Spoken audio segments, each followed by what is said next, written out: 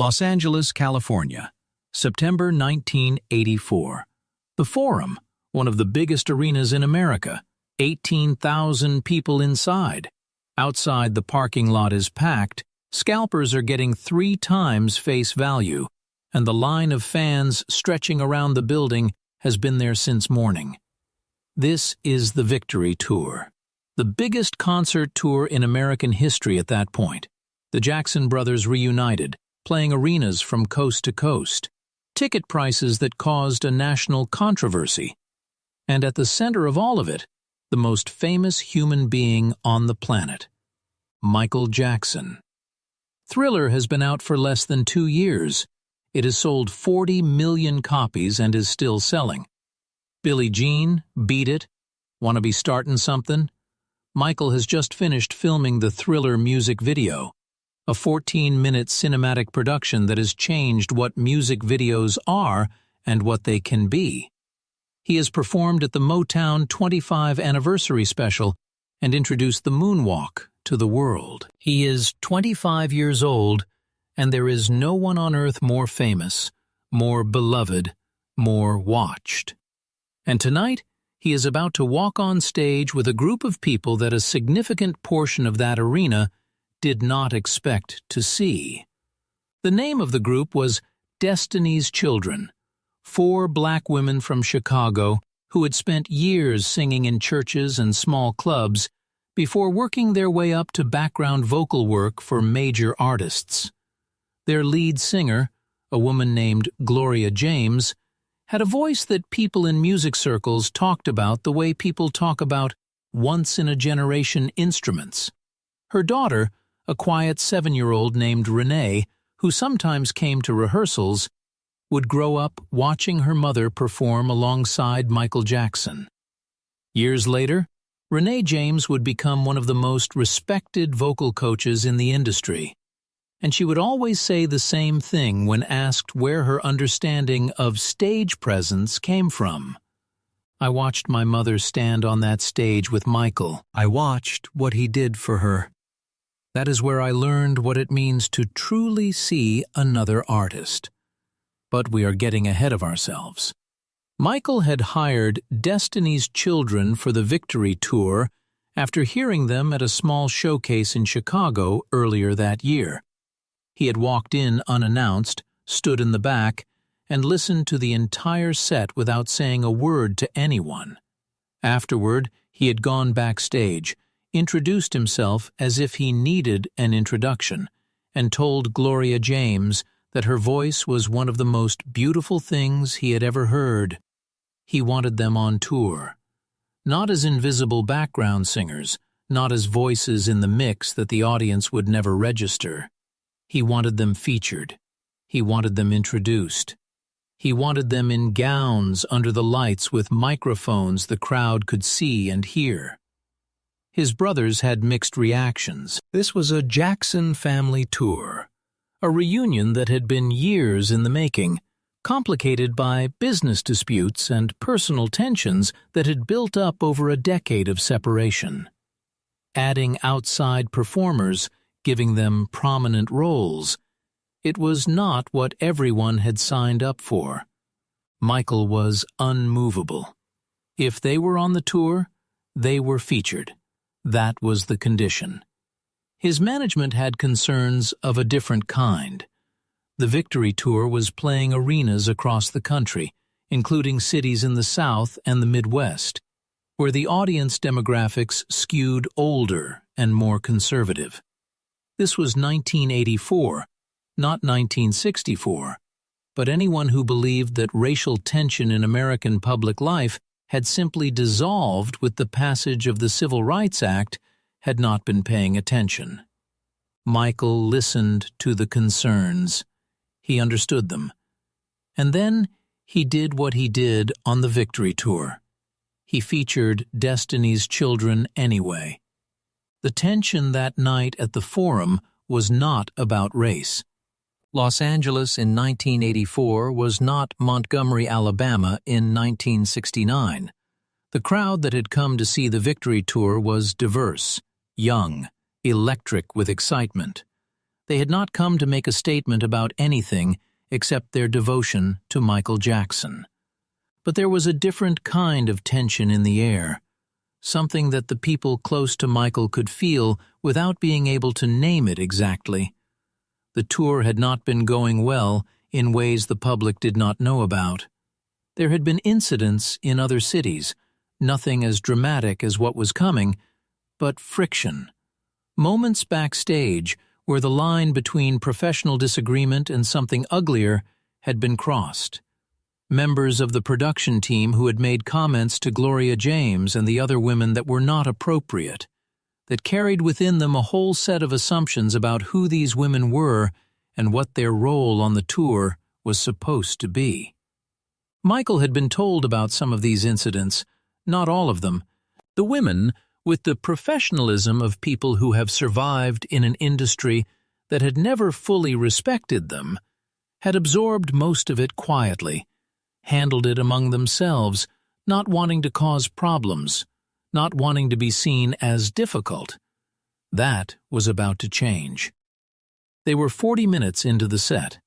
The crowd was at full volume, that sustained roar of 18,000 people that becomes something physical, something you feel in your chest and your teeth. Michael was moving through the show with the kind of focused precision that people who had watched him perform described as almost frightening in its perfection. Every gesture rehearsed to the point of being instinctive. Every note landed exactly where it needed to land. Destiny's Children had been featured twice already, drawn real applause, held their own in a situation that would have overwhelmed lesser performers. Gloria James had taken a solo moment during one song, and the crowd had responded with the kind of spontaneous, genuine roar that cannot be manufactured. Michael had noticed. He had turned to look at her mid-song with an expression that people in the wings described as pure joy. And then it happened. From somewhere in the midsection of the forum, a voice. Not a slur in the classical sense, something more modern in its ugliness, a comment about the women on stage that combined racial contempt with sexual degradation in the specific way that black women in public life have always been targeted. The words were not loud enough to be heard across the entire arena, but a section of the crowd heard them, and the sound that came back from that section was laughter. Not from everyone, not even from most people, but enough. Gloria James heard it. The other women heard it, and Michael Jackson, who had been moving toward the front of the stage, stopped. He stood very still for a moment that felt much longer than it was, and then he turned to face the section the sound had come from. What he did next was not in the script. It was not rehearsed. It was not something his management had prepared for or his brothers had agreed to. Michael walked to the very edge of the stage, to the point where the security barrier separated him from the first row of the crowd, and he stood there until the noise died down. It took about 30 seconds. The crowd, sensing that something was happening, gradually quieted. He did not raise his voice. Michael Jackson almost never raised his voice. People who worked with him for years would remark on this. Even in moments of extreme emotion, he spoke quietly. He made you lean in to hear him. He made silence itself into a kind of pressure. "I need to stop for a moment," he said. The arena went very quiet. "I heard something just now that I want to address, and I want to address it directly because I think that is the only way to handle something like this." He turned and looked at Destiny's Children, who were standing at their microphones, their faces carefully composed in the way that people compose their faces when they are containing something large. "These women," Michael said, "are not here to stand behind me.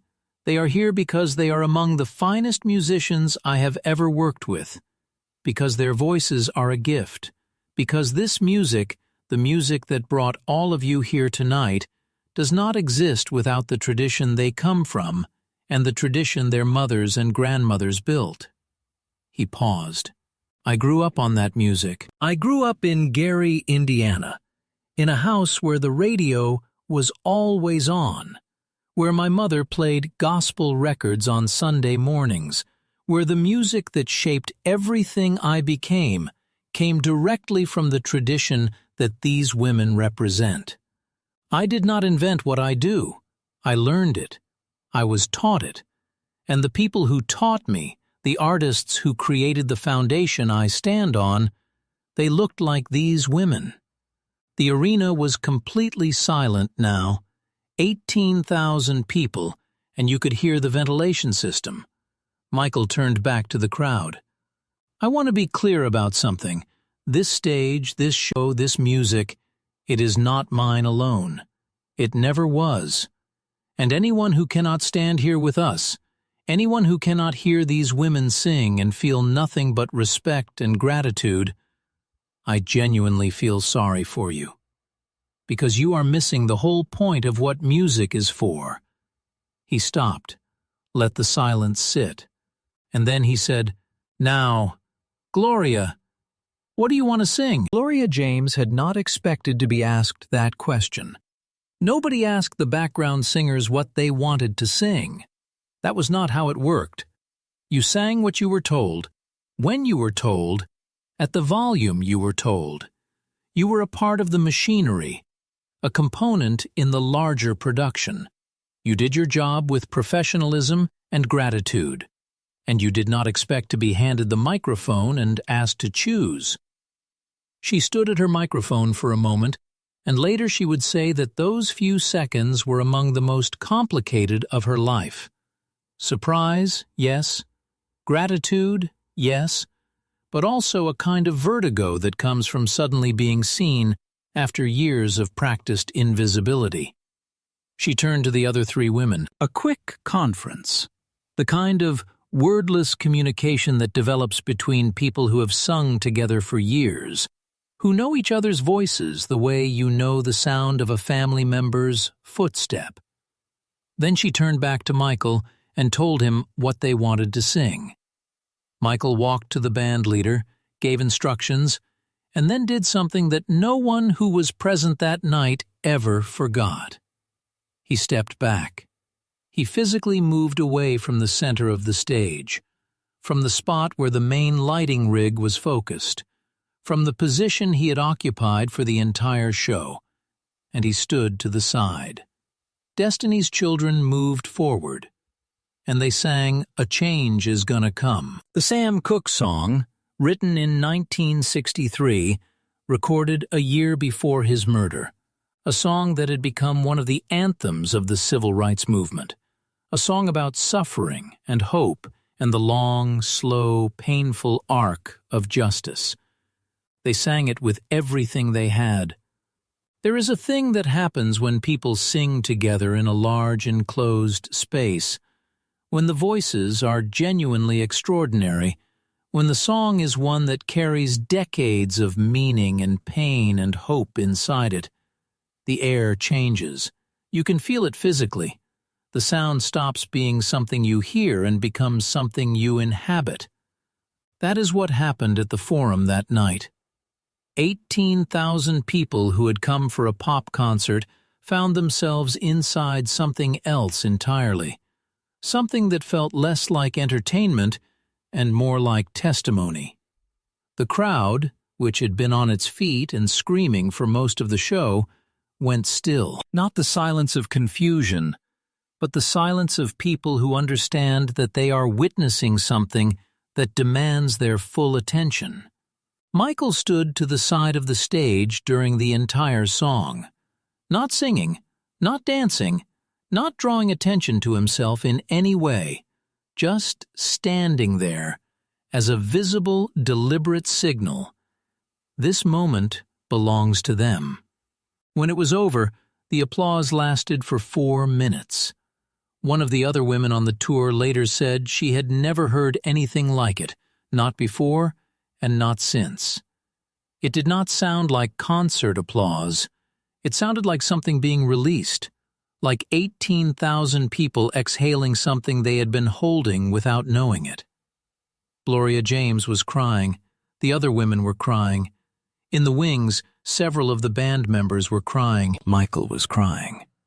And then he walked back to the center of the stage, looked at Gloria, and said into the microphone, "Ladies and gentlemen, Miss Gloria James." The roar that came back from the crowd was the loudest sound of the entire night.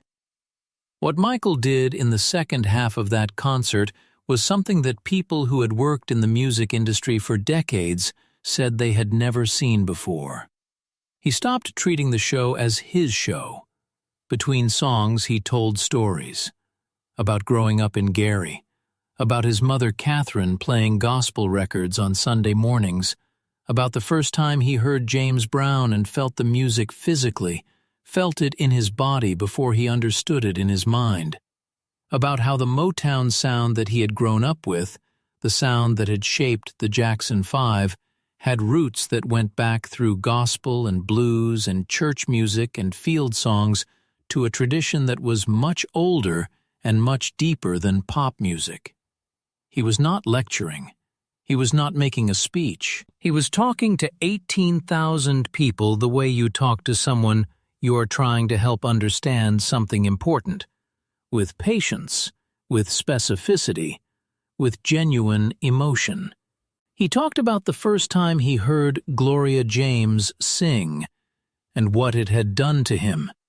He talked about what it meant to stand on stage with people who had access to that particular depth of feeling, that particular quality of truth in the voice. He said, "I have worked with some of the greatest musicians in the world. I have been fortunate beyond anything I deserve, and I want you to understand something.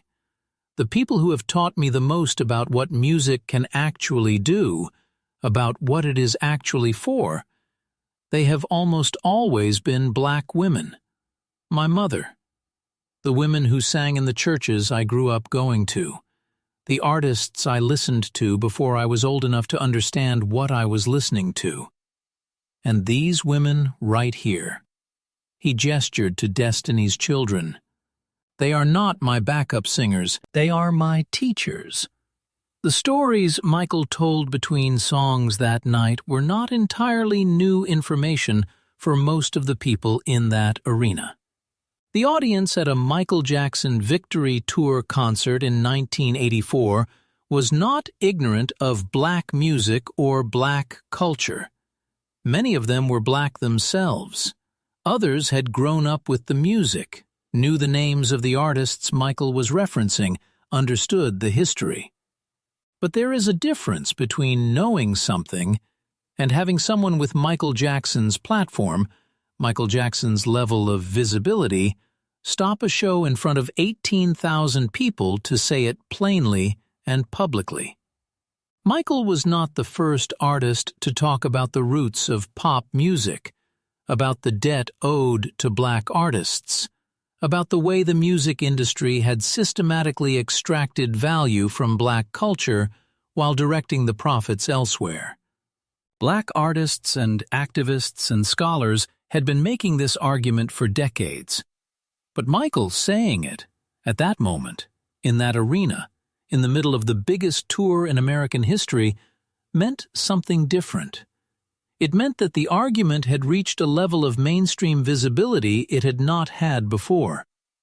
It meant that the teenagers in that crowd, many of whom would grow up to become the cultural decision-makers of the next generation, were hearing it from the most famous person on earth. That matters. It does not fix anything by itself, but it matters. The rest of the show had a quality that the people present struggled to describe in interviews afterward. Someone said it felt like being in church, and then immediately apologized for the cliché. Another person said it felt like everyone in the arena had decided to be honest with each other for a few hours, which they acknowledged was an odd thing to say about a pop concert. Michael performed the rest of the set with an openness that his usual precision and control did not always allow for. He made mistakes, small ones, and did not seem to care. He laughed at himself. He asked the crowd questions and actually waited for answers. At one point, he called Gloria James back to the front of the stage, and the two of them sang a spontaneous duet on a song that was not in the set list. Just found a key together and sang for a few minutes while the band figured out what they were doing and joined in behind them. That moment was not recorded.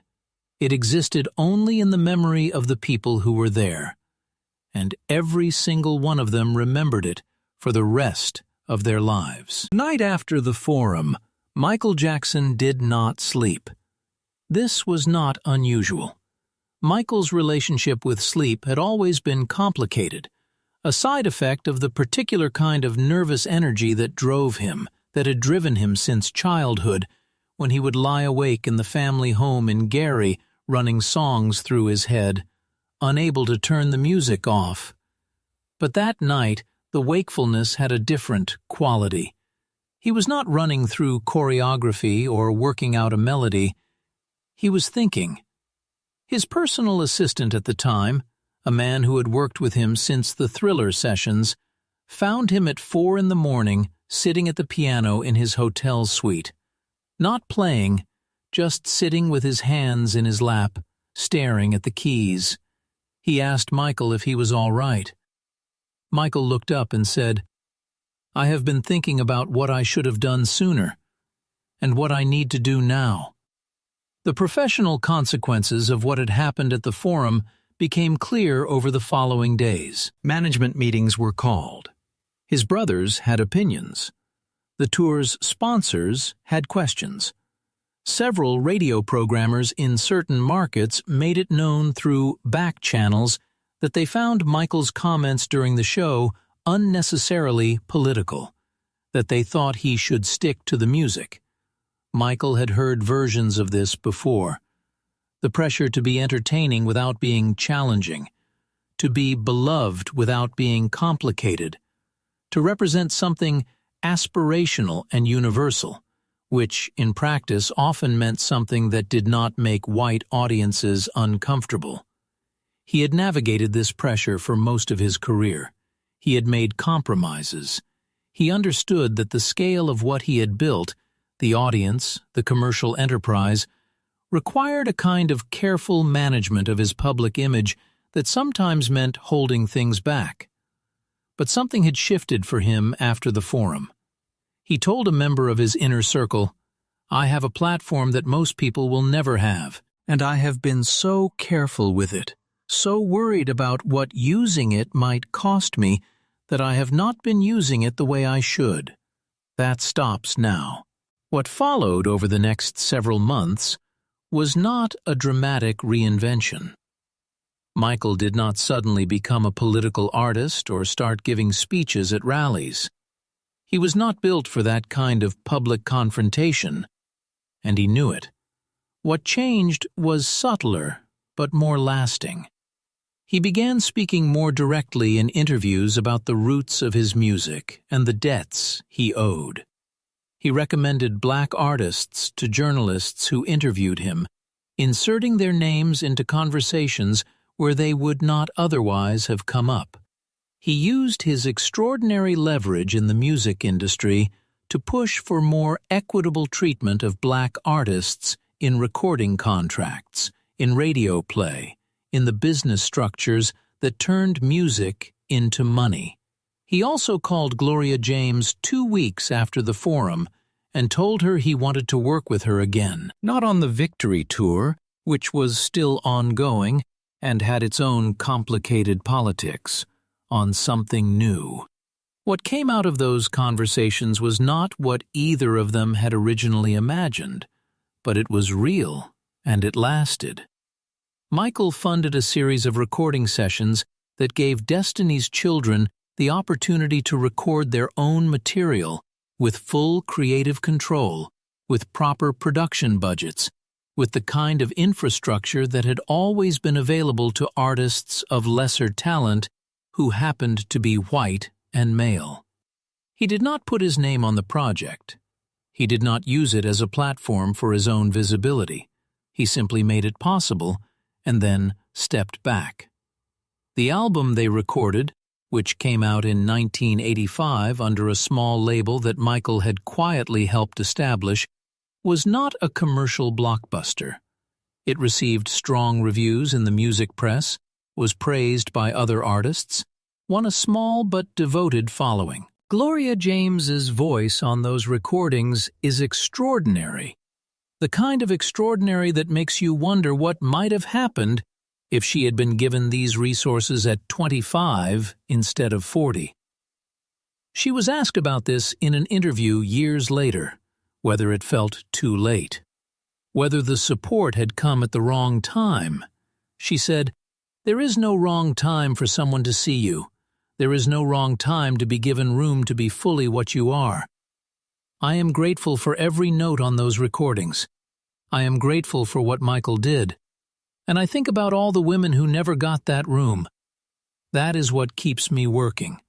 The Victory Tour ended in December 1984. It had grossed more money than any tour before it and broken attendance records in dozens of cities. It had also been, by almost any account, a complicated and sometimes painful experience for everyone involved. Michael had emerged from it, changed in ways that were not immediately visible to the public. He spent much of 1985 in a kind of deliberate withdrawal from performing, writing new material, thinking about what he wanted to say next, and how. He was working with Quincy Jones on what would become Bad.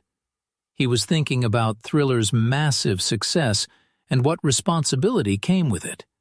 He was also, though almost nobody knew this, spending significant amounts of time and money quietly supporting causes and people that never made it into press releases.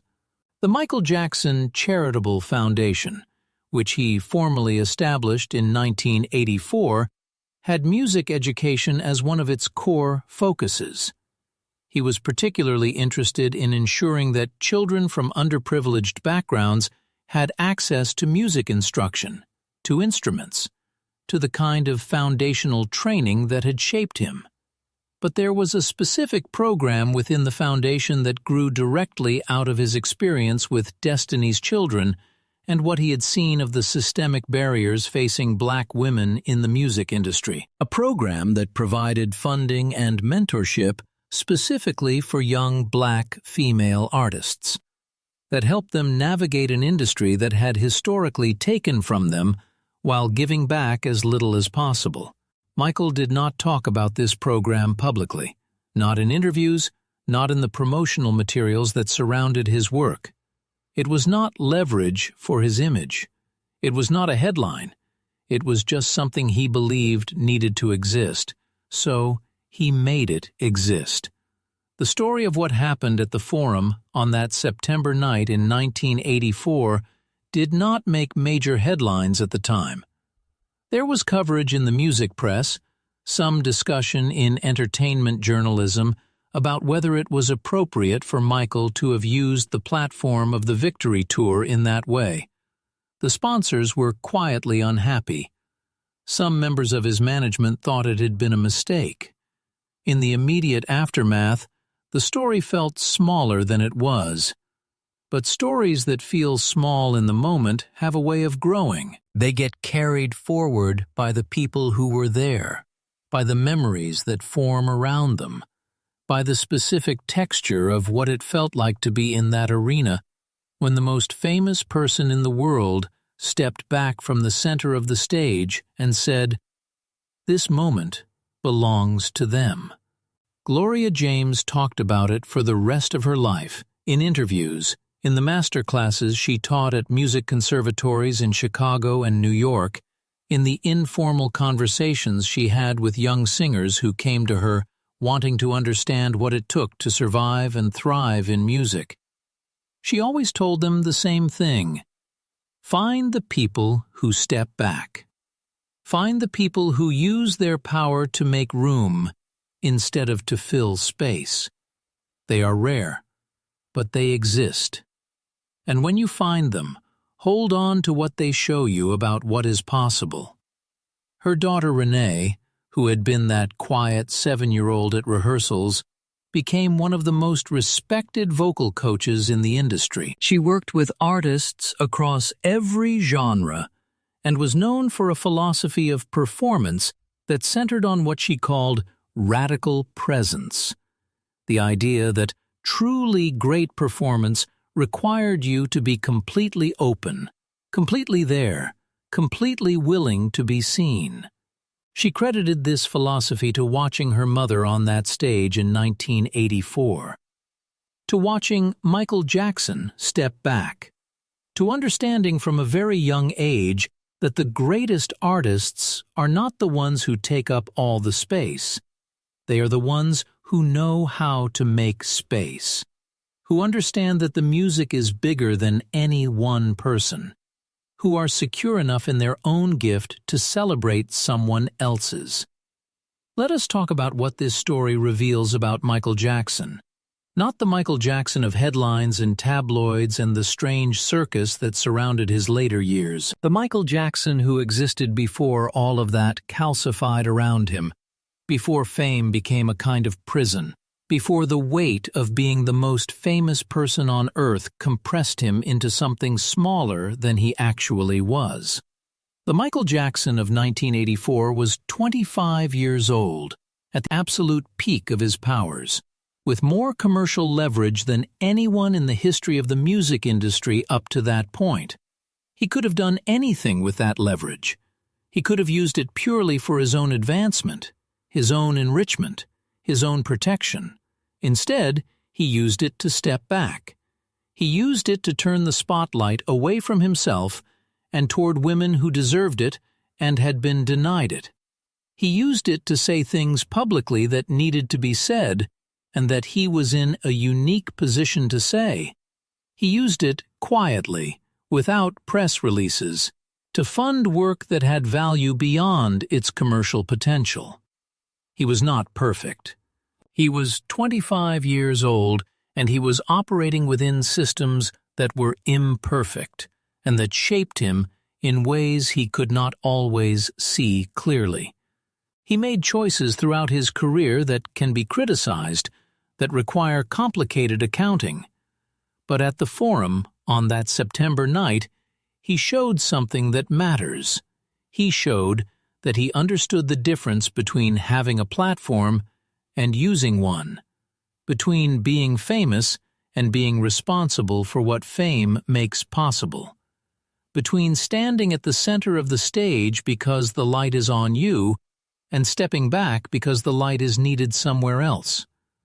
There is a line from an interview Michael gave years after the Victory Tour in which he was asked about his approach to performance, about what he was trying to achieve when he got on stage. He said, "I never want people to come away from a show thinking about me. I want them to come away feeling something they could not have felt alone. The music is just the vehicle. The destination is inside the person watching." It is easy to hear something like that and file it under "artist says something profound." These kinds of statements are common enough in the entertainment industry, performers performing thoughtfulness for journalists. But if you know what happened at the Forum, if you know about Destiny's Children and Gloria James, and A Change Is Gonna Come, and the 4 minutes of applause, and Michael standing to the side of the stage while 18,000 people felt something they could not have felt alone, if you know about the recording sessions he funded and the foundation program he never publicized, and the long, quiet work of making room for people the industry had refused to make room for, then it stops being a quote. It starts being a description of how he actually lived. Michael Jackson was the most famous person on earth. He had achieved something that defied the usual categories of success, had crossed over every demographic boundary, had become genuinely universal in a way that almost no artist before or since has managed. And in the middle of all of it, he was thinking about Gloria James, about the women who had built the foundation he stood on, about the tradition that had made him possible, and the obligation that came with understanding that there is something in that which is worth sitting with. Fame at that scale does something to people.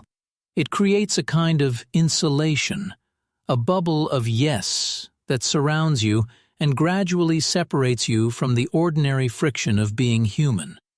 It makes it easy to stop seeing other people clearly, to relate to them only in terms of what they offer you, what they confirm about you, what they reflect back. Michael fought against that his entire career with varying degrees of success. At the Forum in 1984, he won that fight. He stood in the full blaze of his fame and used it to illuminate someone else. That is not a small thing. In the world he was living in, with the forces that surrounded him, with the incentives all pointing in a different direction, it was actually quite hard. And he did it anyway. Music does not live in one person. It lives in everyone who has ever let it change them, who has ever been broken open by it, who has ever stood in an arena and felt the thing that cannot be named, the thing that happens when voices join together and the air changes and 18,000 people exhale at once. Michael Jackson knew that. And on one September night in Los Angeles, he proved it. Not with a song, not with a dance, not with any of the extraordinary things he could do that nobody else could. With a single gesture. He stepped back, and the music, finally, had all the room it needed.